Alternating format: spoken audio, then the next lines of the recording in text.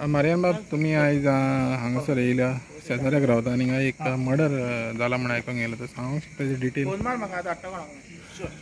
पळय, हांव आतांच जालें दोन वरां जालीं हांगा हिंगा सुट्यां येयल्लो, ओल्ड गोवा सुट्यां येयल्लो.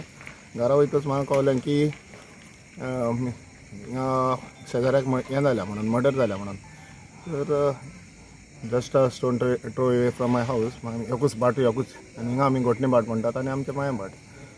सो येयलो, हिंगा येयलो जाल्यार पळयता आतां एक इन्वेस्टिगेशन चलता आनी पुलीस ऑन द सायट आहा आनी फुडली कारवाय करतात ते. कितें कितें इन्फॉर्मेशन आहा, कितें जालां म्हणजे मर्डर कित्याक लागून जाला, कोणाचो मर्डर जाला, कितें? एक आतां हेचो आमचो हो मनवार म्हणून तेजो टायर शॉप आहा हिंगा दुवापेर, आनी तेजे वर्कर. आनी आयज संडे म्हणून ते आपणाची पार्टी करता, तेंच्या मदीं खंय रुमान तेंची झगडी जाली हें म्हणून आयको येता.